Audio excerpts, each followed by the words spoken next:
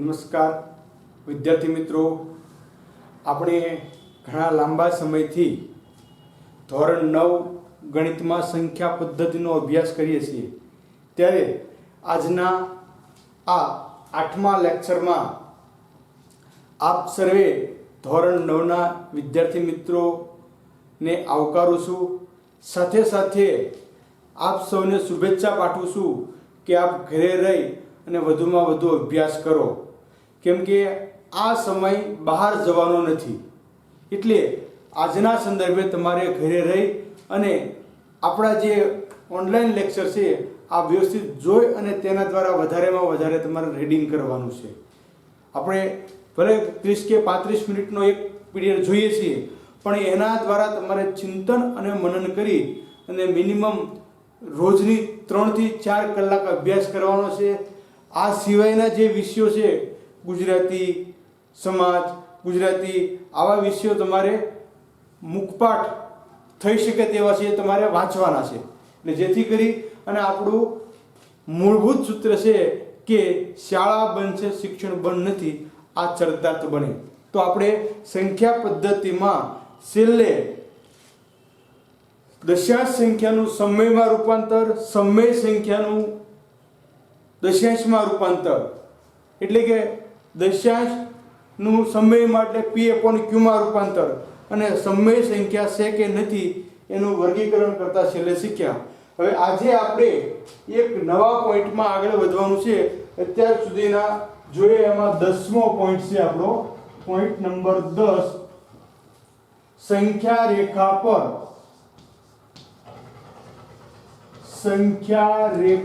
પર વાસ્તવિક સંખ્યાનું નિરૂપણ.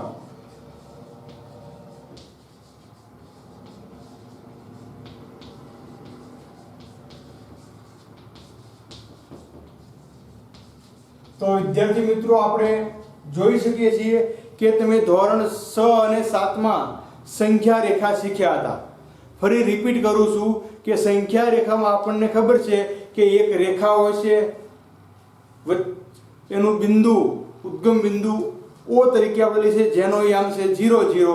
ત્યાર પછી ક્રમાનુસાર જમણી બાજુ માઈનસ સંખ્યા, ડાબી બાજુ પ્લસ સંખ્યા. આ રીતની આપણે સંખ્યા રેખા જોઈએ છીએ. અને સંખ્યા રેખા દોરતા સંખ્યા રેખાની મદદથી સરવાળા બાદબાકી કરતા તમે શીખી ગયેલા છો.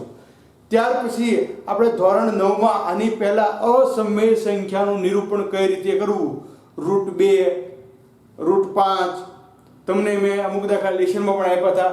એટલે આપણે અસમય સંખ્યાનું નિરૂપણ કરતા પણ શીખી ગયા છીએ.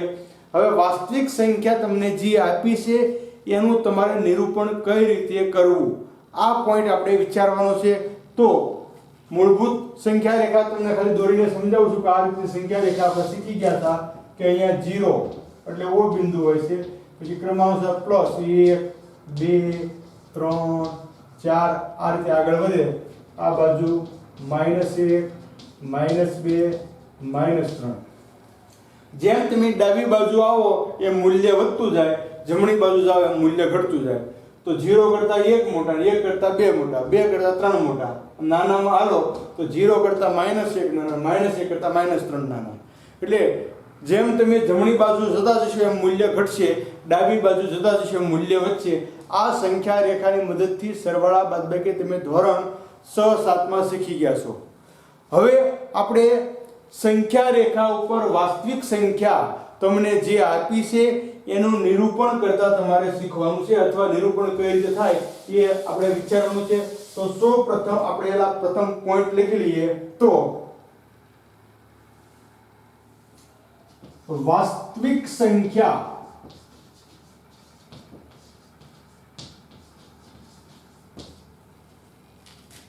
ને એક દશાંશ અભિવ્યક્તિ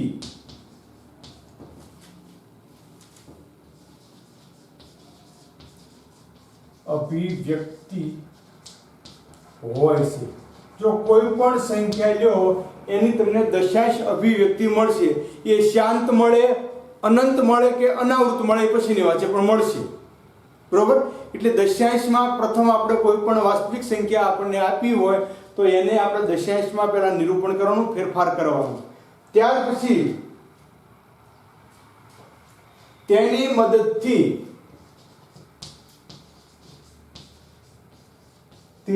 મદદથી તમને જે દશાંશ સંખ્યા મળી તેની મદદથી વાસ્તવિક સંખ્યાનું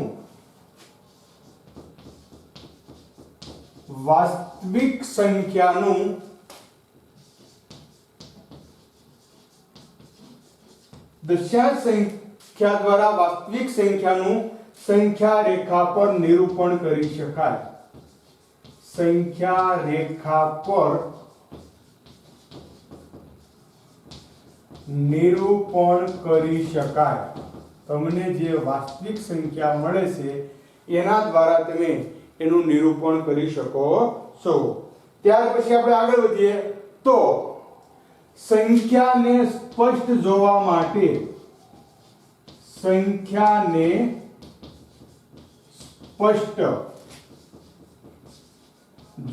માટે આપણને કોઈ પણ સંખ્યા એમનેમ દેખાતી ન હોય તો સંખ્યાને સ્પષ્ટ જોવા માટે વિપુલ દર્શક કાચનો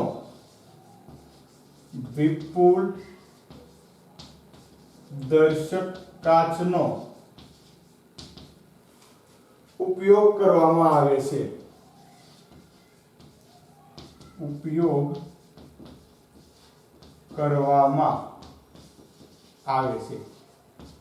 વિપુલ દર્શક કાચનો ઉપયોગ કરવામાં આવે છે. અને ત્યાર પછી વિપુલ દર્શક કાચની મદદથી આપણી ભાષામાં અહીંયા વિપુલ દર્શક શબ્દ વાપર્યો છે, પણ ખરેખર એને સૂક્ષ્મ દર્શક યંત્રનો જે કાચ આવે છે એ કાચનો આપણે ઉપયોગ કરી શકીએ છીએ. એટલે બિલોરી કાચ આપણે એને કહી શકીએ. સૂક્ષ્મ દર્શકનો કાચ જે બિલોરી કાચ આવે એટલે વિપુલ દર્શક કાચની મદદથી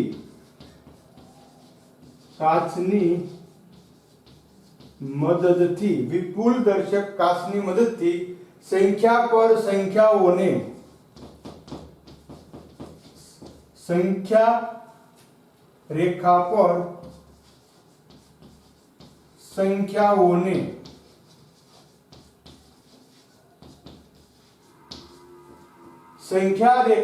સંખ્યાઓને દર્શાવવાની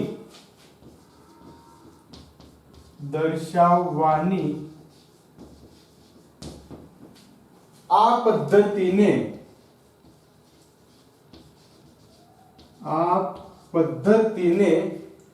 ક્રમિક વિપુલદર્શિતાની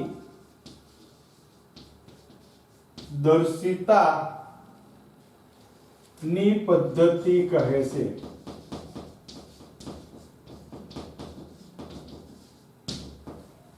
ક્રમિક વિપુલદર્શિતાની પદ્ધતિ કહેવામાં આવે છે. અને ક્રમિક વિપુલદર્શિતા પદ્ધતિ દ્વારા તમે કોઈ પણ સંખ્યાનું સંખ્યા રેખા પર નિરૂપણ કરી શકો છો. હવે કઈ રીતે નિરૂપણ થઈ શકે એ આપણે નેક્સ્ટ પોઈન્ટ એટલે નેક્સ્ટ સ્વાધ્યાયમાં આપણે જોઈએ કે આપણી પાસે જે સંખ્યા છે એનું આપણે કઈ રીતે નિરૂપણ કરી શકીએ છીએ.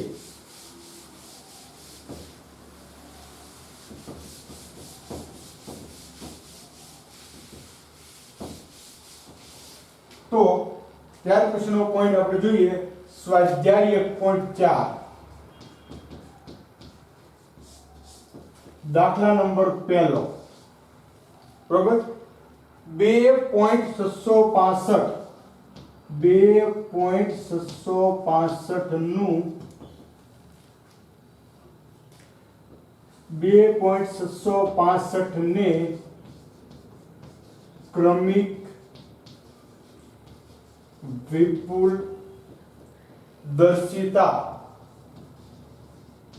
દર્શિતાની મદદથી 2.665 ને ક્રમિક વિપુલદર્શિતાની મદદથી સંખ્યા રેખા પર દર્શાવો. તો જો અહીંયા મારે જે સંખ્યાનું સંખ્યા રેખા ઉપર દર્શાવવાની છે આ સંખ્યા પહેલા પસંદ કરવાની.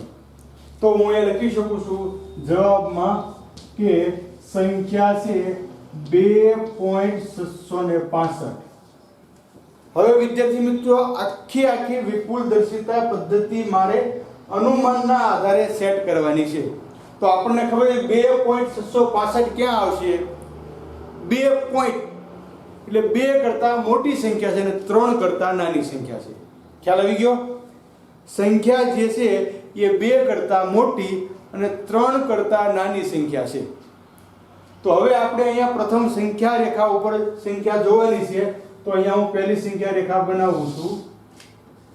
તો અહીંયા મેં 0 લખ્યા, અહીંયા 1 લખ્યા, અહીંયા 2 લખ્યા, અહીંયા 3 લખ્યા. તો તમને ખ્યાલ આવશે કે મારે જે સંખ્યા જોવાની છે એ 2 અને 3 ની વચ્ચેની છે. કેમ કે 2 કરતા મોટી 5 પોઈન્ટ હોય તો 5 કરતા મોટી હોય, નક્કી થઈ ગયું. 7 પોઈન્ટ હોય તો 7 કરતા મોટી સંખ્યા હોય. એટલે જે પોઈન્ટ છે તો આ સંખ્યા 2.665 એ 2 કરતા મોટી છે અને 3 કરતા નાની છે. તો હવે મારે વિપુલ દર્શક કાચ વડે 2 અને 3 ની વચ્ચે જોવાનું છે. અત્યારે ખાલી તમને હું સમજાવું છું કે આ મેં કાચની મદદથી જોવા માટેનો હું પ્રયત્ન કરું છું 2 અને 3 ની વચ્ચે. બરોબર? 2 અને 3 ની વચ્ચે ખાલી એકાદ કાચ દોરી, પછી આપણે કાચ નહીં દોરીએ. તો હવે મને 2 અને 3 ની વચ્ચે માપપટ્ટીમાં તમે જુઓ તો 10 કાપા હશે. કેટલા કાપા? 10. એટલે હવે અહીંયા બીજી સંખ્યા રેખા હું દોરું છું. તો આ સંખ્યા અહીંયા 2, પછી 2.1, 2.2 આમ શરૂ થશે. તો 2.1, 2.2, 2.3, 2.4, 2.5, 2.6, 2.7, 2.8, 2.9 અને છેલ્લે 3 પૂરા. તો આ રીતની સંખ્યા મળી. હવે મારે જોવાની કે બીજી સંખ્યા કઈ છે? તો 2 તો આવી ગયા 6. તો હવે 6 સંખ્યા હોવાથી 6 અને 7 ની વચ્ચે મળે. તો હવે પછી મારો જે વિપુલ દર્શક કાચ છે એ 6 અને 7 ની વચ્ચે ગોઠવવાનો છે. અહીંયા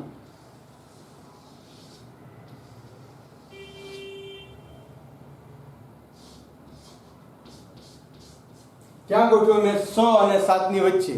તો હવે 2 6 એટલે કઈ સંખ્યા મળશે? 61 થી મળશે. 2 6 61 62 63 64 આ રીતે. તો હવે મારે આગળ વધીએ છીએ. તો ફરી પાછું આગળ વધવા માટે જોતા આપણે કઈ સુધીની સંખ્યા જોઈશું એ આપણે જોવાનું છે. તો હવે આપણે 2.6 અને 2.7 વચ્ચે જોઈએ છીએ. બરોબર? તો આપણને શું દેખાશે? જો આ 2 અને 3 ની વચ્ચે આપણે આ રીતનું દેખાણું. હવે આપણે 2.6 થી આગળ જોઈએ છીએ. તો અહીંયા ફરી પછી સંખ્યા રેખા બનાવું છું હું.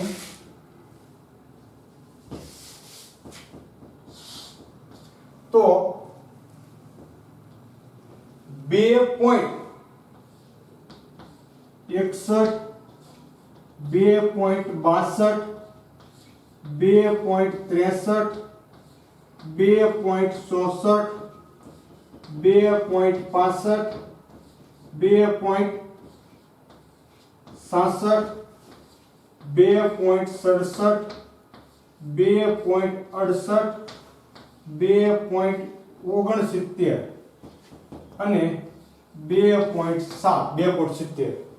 આ રીતની સંખ્યા મળી મને હવે વચ્ચે જોતા. તો હવે ફરી પાછું મારે જોવાનું છે કે 0 પોઈન્ટ પછીની 66. તો 66 સંખ્યા આવે આ મારે જોવાની છે. તો અહીંયા 66 સંખ્યા મને મળી 66 અને 67 ની વચ્ચે.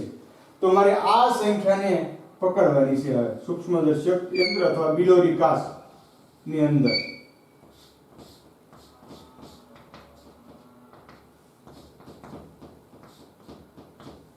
બરોબર 2.66 થી 2.67 વચ્ચેની સંખ્યા મારે બિલોરી કાચમાં જોવાની છે. આ મેં ક્યાંથી જોયું હતું? 2.6 થી 2.7 ની વચ્ચે જોયું તો મને આવી સંખ્યા મળી. હવે મારે 2.66 અને 2.67 ની વચ્ચે જોવાનું છે. તો ફરી જો અહીંયા માત્ર 2 3 હતા, અહીંયા 2.6 2.7 થઈ ગયા, અહીંયા 2.61 થી છે. હવે 2.661 થી શરૂ થશે. એક એક સંખ્યા વધતી જશે એમના. તો અહીંયા હું શરૂ કરું છું 2.661 2.662 2.663 2.664 2.665 2.667 2.667 2.668 આગળ વધીએ તો 2.669 અને 2.670 એટલે 6.7 670 એટલે 6.7 મળી ગયું. 2.6.7 મળી ગયું. હવે મારે જે સંખ્યા જોવાની છે એ સંખ્યા મને ડાયરેક્ટ મળી જશે આમાં. તો ક્યાં મળે છે મને? અહીંયા સંખ્યા મળે છે p. તો આ સંખ્યા જે છે એ મેં વિપુલ દર્શક કાચમાં જોતા મને મળી 2.665. તો આ રીતે ક્રમાનુસાર હું જે તે સંખ્યા છે એ મેળવી શકું. આ સંખ્યા 266 થી શરૂ કરી અને 267 સુધીમાં મેં મેળવી છે. તો અહીંયા તમારે ખાસ જોવાનું છે કે ક્રમાનુસાર સંખ્યા લેતી જવાની છે. હું તમને ખાલી એટલું સમજાવું કે હવે બીજી એક સંખ્યા આપણે જોઈએ છીએ આ એના નથી કે 3.762 3.762 છે. તો તમને સંખ્યા ક્યાં મળશે? તો સૌપ્રથમ તમને સંખ્યા મળશે 3 અને 4 ની વચ્ચે. તો તમે 3 અને 4 ગોત્યા. ત્યાર પછી 3.1 થી 3.9 સુધી જવાનું. હવે આપણને ખબર છે કે એમાં 3.7 જ્યાં મળશે એનાથી આગળ વધીએ તો 3.71 થી શરૂ થશે, બરોબર, અને છેલ્લે પૂરું થશે 3.71 હોય એટલે ક્યાં પૂરું થશે?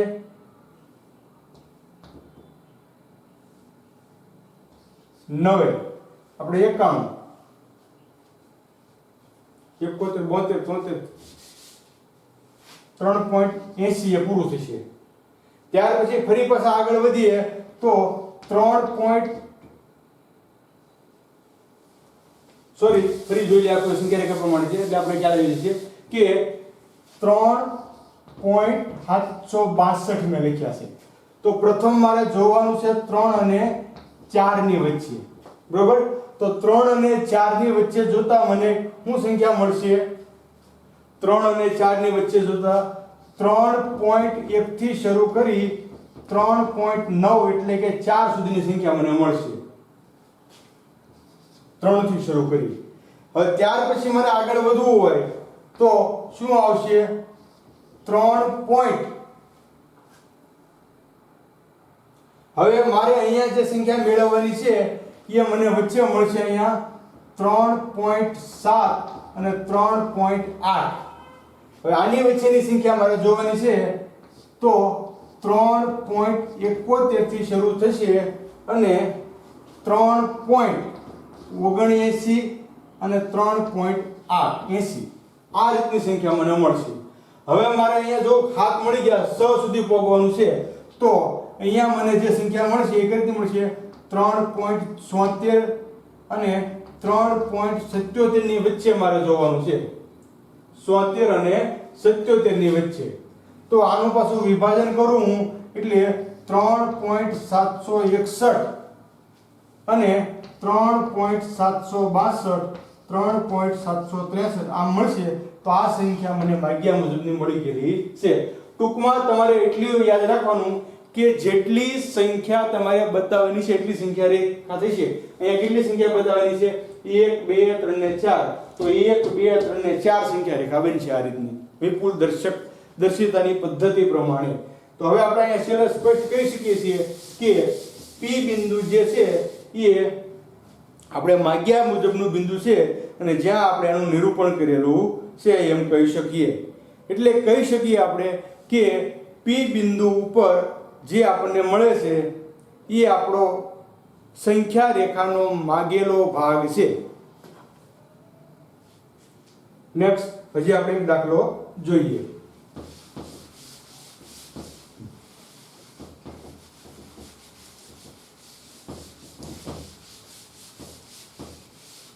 તો દાખલા નંબર બીજો દાખલો છે 4.26 ને ક્રમિક વિપુલ દર્શિતાની મદદથી સંખ્યા રેખા પર દર્શાવો. આન્સર 4.26 પુનરાવર્ત છે બરાબર 4.26 આ રીતની સંખ્યા મળશે આપણને. આપણે પોઈન્ટ પછીની 4 સંખ્યા હંમેશા લેવાની. તો આ રીતે આપણે સંખ્યા રેખા ઉપર બતાવવાની છે. તો અહીંયા વિદ્યાર્થી મિત્રો આપણે નક્કી કરી શકશું કે આપણી સંખ્યા જે છે એ 4 કરતા મોટી છે 4.26 એટલે 4 અને 5 ની વચ્ચે મળશે. તો હું અહીંયા પ્રથમ સંખ્યા રેખા દોરું છું બરોબર. હવે આવી સંખ્યા રેખા હોય તો મારે કાંઈ 0 બતાવવાની જરૂર પડતી નથી, અથવા 0 બતાવું તો પણ ચાલે અને નહીંતર અહીંયા સીધું લખી શકું 4 અને 5. તો પ્રથમ મારે 4 અને 5 ની વચ્ચે બિલોરી કાચની મદદથી અથવા વિપુલ દર્શક કાચની મદદથી જોવાનું છે. તો હું અહીંયા કાચ ગોઠવું છું. તમારે કાચ ગોઠવો એટલે વર્તુળ દોરી દેવાનું બરોબર. આ વિપુલ દર્શક આપણે કાચ ગોઠવો 4 અને 5 ની વચ્ચે.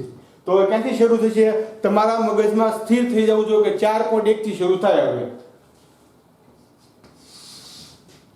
તો અથવા 4 થી કરો તો 4.0 4.1 4.2 4.3 4.5 4.6 4.7 4.8 4.9 અને 5.0 એટલે 5 પૂરા.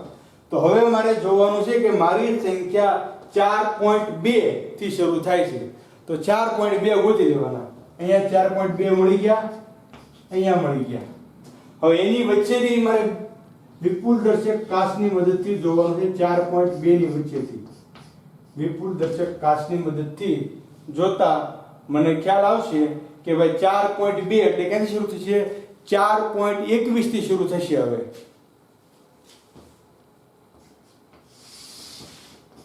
તો 4.21 4.22 4.23 4.24 4.25 4.26 4.27 4.28 4.29 અને 4.30 એટલે 4.3 બરોબર. અને છેલ્લે તમારે આમ અને યાર મળી દેવા એટલે આપણે ખ્યાલ આ સંખ્યા મેં લીધેલી છે. હવે અહીંથી આપણે જોઈશું બરોબર. એટલે આ એરો આવશે આમ.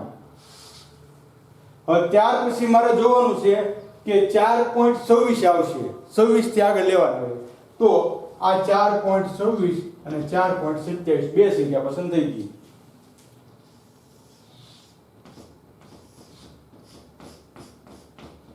તો હવે અહીંયા મારે ખ્યાલમાં રાખવાનું છે 4.26 એટલે 4.261 થી એક આગળ વધતું જશે ટૂંકમાં એક હવે.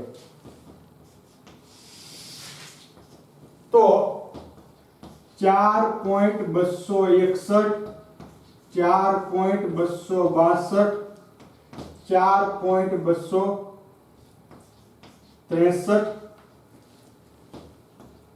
4.264 4.265 4.266 4.267, 4.268, 4.269 અને 4.270 આ આપણી મૂળ સંખ્યા મળી ગઈ. 4.24 થી શરૂ કરી અને 4.27 વચ્ચેની સંખ્યા આપણે જોઈ. હવે ફરી પાછું આગળ વધવાનું છે કે 4.262 તો 262 મારે ગોતી લેવાના. અહીંયા મળી ગયા 262, 263 ની વચ્ચે. તો ફરી પાછો 1 થી શરૂ થશે. હવે ફરી પાછું 1 થી શરૂ કરીએ તો અહીંયા આપણે કાસ ગોઠવો છે. તો ફરી પાછું 1 થી શરૂ કરતા 4.22421, 4.2422, 4.2423, 4.2424,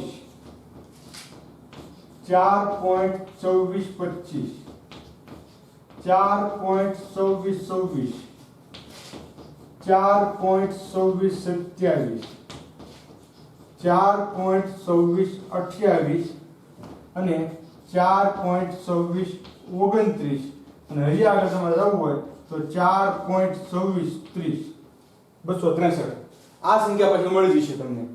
તો હવે અહીંયા આપણને સંખ્યા મળી ગઈ છે 4.2426 અહીંયા મળે છે. તો આ બિંદુ P એટલે કે 4.26 પુનરાવર્તિતને મેં દર્શાવેલા છે. આ રીતે આપણે વિપુલ દર્શિતાની મદદથી કોઈ પણ સંખ્યાને સંખ્યા રેખા ઉપર બતાવી શકીએ છીએ.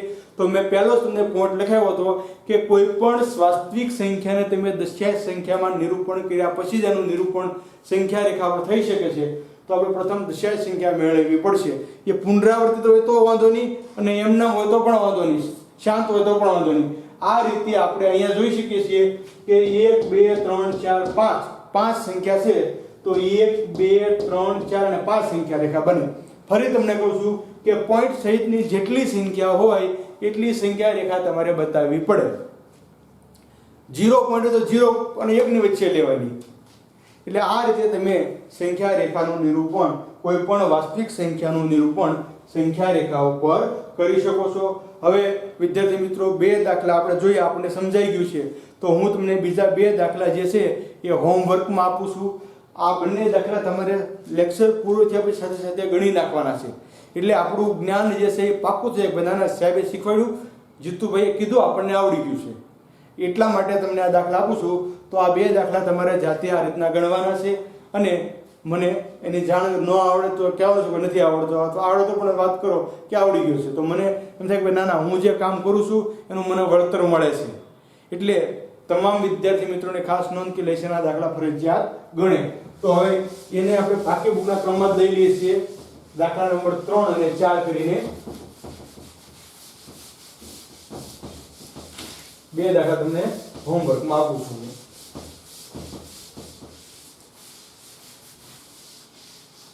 સંખ્યા રેખા પર